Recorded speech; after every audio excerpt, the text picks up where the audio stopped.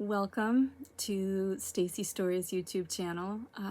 I am still in the process of getting the hang of making these YouTube videos, and I have to say that I just took a video thinking I was making, or I took a photo thinking I was making a video, and it was a very long photo.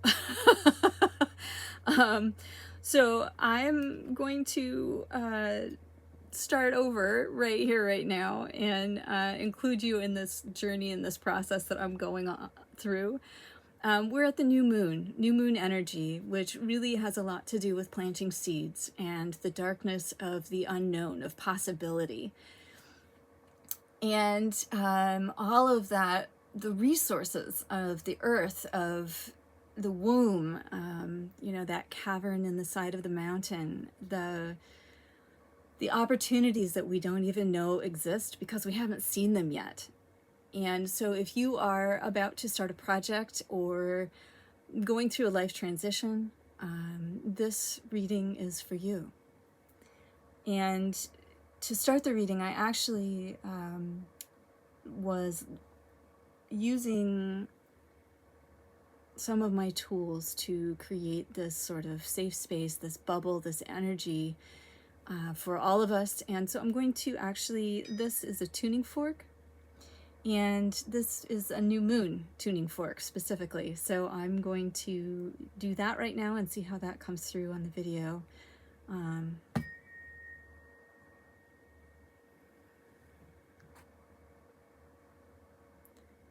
Hopefully that comes through for you. I then went and pulled some cards from the Druid Plant Oracle by Philip and Stephanie Carr-Gomm. This is that book. And the cards that I drew are the Guardian, which is a wonderful card to remind us, I believe, to ask for help, ask for support from our guardians, our helpers, our ancestors who have love and wisdom to offer us. And I'm also now going to read what the book has to say about this particular card.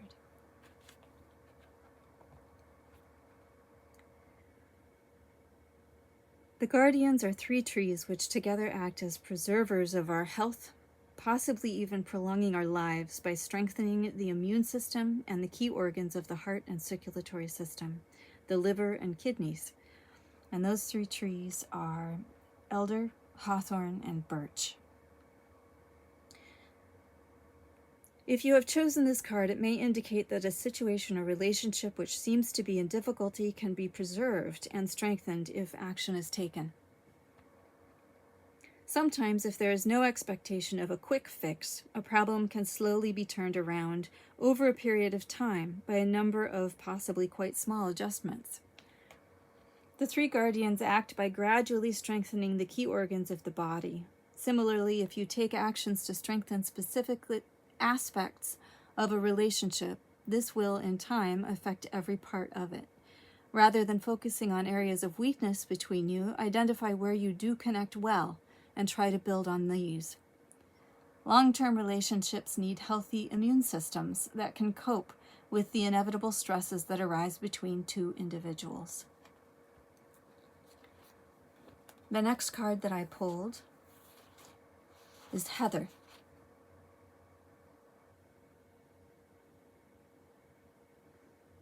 And heather is this wonderful, low-growing, flowering plant that has all sorts of resilience, all sorts of attraction to honeybees, and is really, it holds on. And that's the image that I keep getting, is how it's tenacious. It holds on.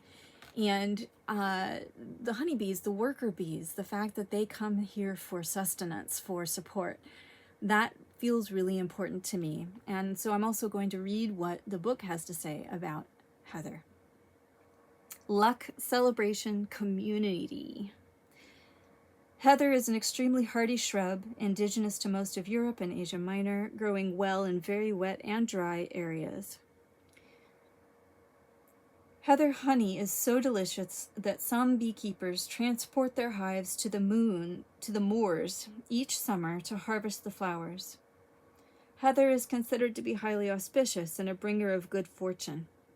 So for those projects that you're starting, those transitions that you're making in your life, good fortune.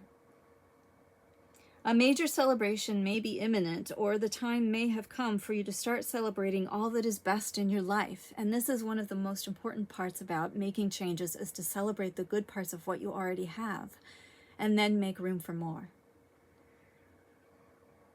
Heather symbolizes the power and the joy of community, and much of our pleasures and our pains result from living together. So this also seems to be going back to that whole conversation from the Guardians having to do with relationships. We spend much of our time thinking about the difficult aspects of relationships and of our life to try to make sense of them. But try thinking about your life with a different focus. Spend time dwelling on all the positive aspects of the people you know and have known, then do the same for your family and your community. The third card that I pulled is Bethany.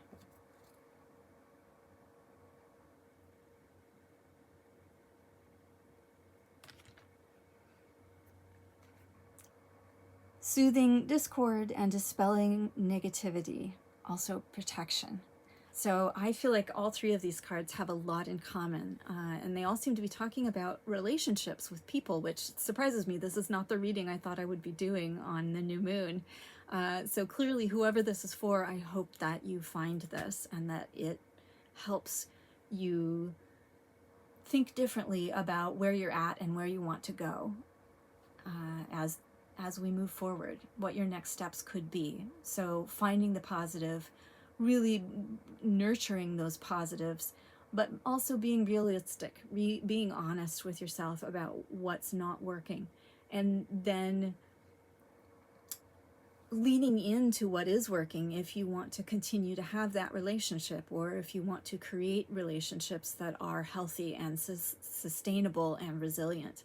If it's in your community, if it's with a partner, if it's your friends or a family member, it's so important to celebrate what we have, but it's also important to let go if it's not nurturing us in a healthy way. And if we're not nurturing the relationship in a healthy way, how can we make small changes? How can we honor the good in all of us? So Bethany, soothing discord, dispelling negativity, protection. The ancients believed that Bethany protected both the soul and the body. It was also known as a woundwort for its ability to staunch bleeding and heal wounds. If you have chosen this card, it is possible you feel drawn to healing wounds, either in yourself or within others. When conflict occurs between people, there is often hurt and injury, and it is no easy matter to decide when to call a halt to the dispute and when to let it run its course. And this is actually one of the challenges for healers, for empaths, for sensitives, and for those of us who have come from a traumatic childhood, is that we tend to want to fix relationships, and we tend to feel safest when a relationship is happy and when the people around us are happy, and we tend to sacrifice ourselves for that sense of safety. And true safety in a sort of sustainable, healthy, long-term relationship has a lot more to do with acknowledging conflict and sitting with conflict and allowing it to run its course and listening to yourself as much as you listen to the other person. One of the bigger challenges that I run into a lot is that we speak for the other person in the relationship instead of listening to them. And we speak for them and not for ourselves. And we expect them then to speak for us and to listen and represent us. And that's not actually the healthy version. The healthy version is that I represent me and you represent you. And we do so lovingly and respectfully, and we listen, but we also speak. And that truth, that knowing your own truth, that honoring what is good about you and about your relationship and about the person that you care about, that you love, that I just completely lost my train of thought, so I'm going to go back to reading the book. For conflict to be productive rather than destructive, clear communication must be fostered and vindictiveness minimized. A successful couple or enterprise is not one that never experiences conflict, but one that is skilled in resolving the conflicts that inevitably arise in any meaningful relationship. So there will be conflict. But it's having the tools and the skills and the resilience to process the conflict in healthy ways and to find the way for everyone in the relationship to win, to succeed, to move forward in a good way. The ability to resolve conflicts is at heart a healing ability, and one that is exemplified by Bethany with its reputation as a panacea and its outstanding medicinal qualities. One of the pieces of the reversed meaning of this card might simply point to the fact that at present you are feeling wounded.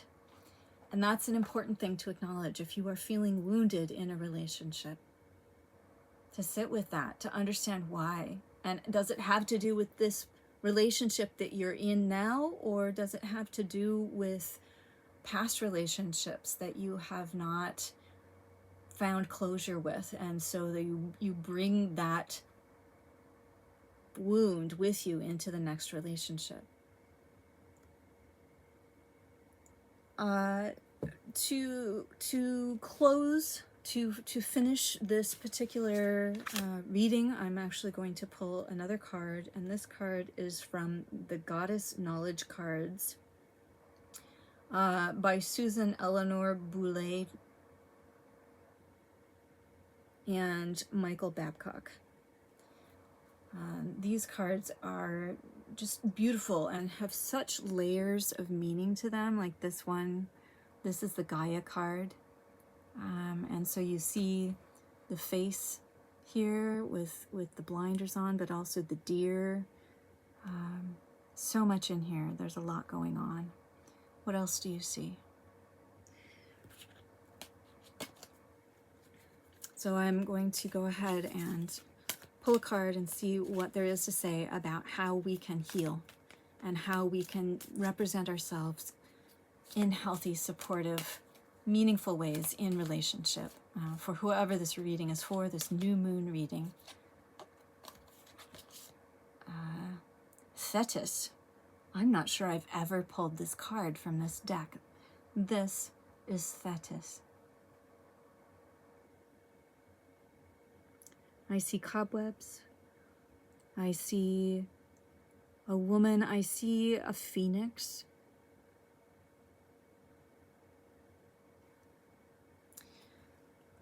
Thetis is a Greek sea goddess who represents fertility. She is a creator goddess, for all life begins in the sea, and she is usually portrayed as a sea nymph, a beautiful young semi-divine goddess fond of dancing and singing. She helped raise the artisan god Hephaestus and once provided sanctuary for Dionysus. Wow, all these gods. Thetis, so, providing sanctuary for Dionysus, that is the god of wine. So if you have, been in that healer mode and have been in that wounded mode and have really gravitated towards alcoholism, and provided sanctuary either for people who are in healing or for people who are not in healing, this is something to be aware of. Thetis is particularly known as a shapeshifter.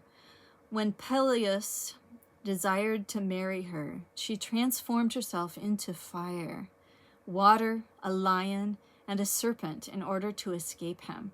So this card and this goddess has Greek mythological roots, but I'm also really hearing that Fae mythology of the wild ride and the woman who wanted to save her lover and had to hold on to him had to find the wild ride of the Fae and find him and then hold on to him as he was transformed into all of these very dangerous, difficult to love beings by the Fae. And if she succeeded, then she saved him and they both lived happily ever. And if she failed, then my understanding is that he was stuck in the wild ride forever with the Fae and she died.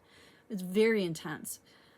So I'm fascinated that sort of European mythology and this Greek mythology have these very similar stories of being turned into fire, water, a lion, and a serpent in order to escape the man who wanted to marry her. As the personification of calm waters, Thetis is responsible for providing a peaceful sea. She is that center of peace and calm that is always available, even in the midst of changing forms. So being able to center yourself, find your calm and your peace, and really understand how to move with the waves, with the changes, with the currents, instead of plowing through them, against them, and sort of becoming waterlogged and in danger of drowning in your wounds and in your relationships. She is a goddess who enjoys life's pleasures. So the other piece of this is to remember to find joy and to do what brings joy to you, even as you are processing your wounds and as you are working on these long-term or potentially long-term relationships and healing them, healing yourself, finding your joy and experiencing joy even in small ways that you already know about. Maybe that's reading a book. Maybe that's doing a tarot reading for yourself. Maybe that's sitting out in nature, some forest bathing. So many options on ways to just sort of center yourself back in yourself as you're going through this transition and planting seeds and starting anew. And it might be a new relationship altogether, but it might be a new stage of the relationships that you're already in. Thank you for sitting with me today, for processing this reading, and I really hope that if this resonated for you, if this reading was for you and you've realized that you'll put a comment down below here and tell me what mattered to you, what you felt, and what happened. So welcome, and I look forward to reading for you again soon.